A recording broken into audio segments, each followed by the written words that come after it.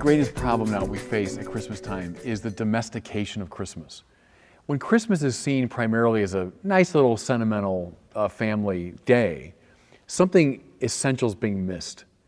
Christmas is, I would argue, a subversive feast from a Christian standpoint. Look in the Gospel of Luke, the great Christmas story. We read it at Mass and at Sunday services all over the Christian world. That's a very confrontational story. It begins by invoking Quirinius, who's the Roman governor of Syria, and Caesar Augustus, who's the king of the world. And Caesar's doing, Luke tells us, a paradigmatically powerful thing. He's declaring a census of the whole world. Well, that's what powerful people did. You take a census of your kingdom. That means you can tax your people more effectively, you can draft them, you can control them.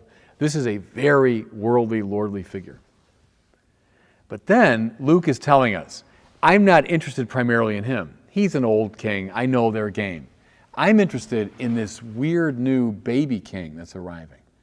And now the story of Jesus unfolds. He's being born, not in a palace. That's where Caesar Augustus would be. But Luke is saying the real king, the new king, he's not even room for him in the Bethlehem hostel. He has to be born in a cave. More to it, they wrap him up in swaddling clothes and they lay him in a manger. Who was the freest person in the ancient world? It would have been Caesar Augustus. He could do whatever he wanted. He was the rangiest figure. His will, he could speak it in Rome, it would be done in Syria, it would be done in Spain. He was the freest figure. But the real king, Luke is saying, is actually wrapped up in swaddling clothes. He's a little tiny baby, too weak even to raise his head. And more to it, he's wrapped up in these swaddling bands. What's the point? The true king is not the one who has rangy worldly power. The true king is the one who is bound to the other in love, who becomes weak for the sake of the other. Not the one who's well protected in his palazzo, in his palace, but the one who's willing to become vulnerable in love. He's placed in a manger, which is the spot where the animals come to eat. Who is the best fed figure in the ancient world? It would be Caesar Augustus. In his palace on the Palatine Hill, he could snap his fingers, get whatever he wanted. He was the best fed figure in the ancient world. But the real king, the real emperor, Luke is saying, is not the one who feeds himself, but the one who's placed in the manger so that he becomes food for the world. That's meant to be an anticipation of Jesus' whole life, climaxing at the Last Supper when he says, "This is my body, this is my blood. I'm food and drink for you." That's the real life. That's the good life. I love the detail in Luke's account of the angels. Again, we get kind of sentimental about the angels. We shouldn't. In the Bible, the typical response to an angel is fear. It's not, "Oh, isn't that nice?" The typical response to an angel is fear. People are overwhelmed because this supernatural reality is broken into the world. Angels always say, "Don't be afraid." Implication, they are afraid, right? So an angel appears to the shepherds and they are afraid. The angel says, "I've got good news for you." He's the first evangelist. I'm announcing this good news, that this figure's been born, who is Christ the Lord. He's the anointed one. That's code language. The anointed one was the king. A new king has been born. Not that old one in Rome.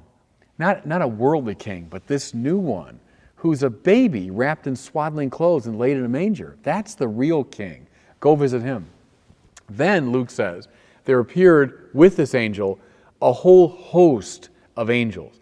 The word in Greek there is stratias. Our word strategy and strategic comes from that. Stratias means an army. An army. So we say a host. That's what it means. Who had the biggest army in the ancient world? Caesar Augustus. That's why he was most powerful. That's why he was the rangiest. That's why he was the best protected. He had the biggest army in the ancient world. But his army, Luke is saying, is nothing compared to the army of this baby. The baby's got the real army, the army of angels. And they have as their weapons, the weapons of heaven, which are not the pathetic worldly weapons, but of love and compassion and forgiveness and nonviolence, which is the power that makes the universe. And this baby king is in charge of that angelic army. You see what I'm saying here? Christmas is a subversive feast. That story is a subversive story. What it's saying is, which army are you with? Which king do you follow? Are you going to follow Caesar or all his thousands of successors down to the present day? And most of us sinners will say in different ways, yeah, I'm with him. I want to be well protected. I want to be powerful. I want to be rangy. I want to live in a palace. I want to have protection. That's the good life. Luke is saying, okay, that's a choice. But the choice that God wants you to make is to march with that baby king and his angelic army, which means not the way of worldly success, worldly power, worldly comfort. It's the way of love and compassion and nonviolence. Which army are you with? That's the question of Christmas. And that's why the message of Christmas finally is a deeply subversive one.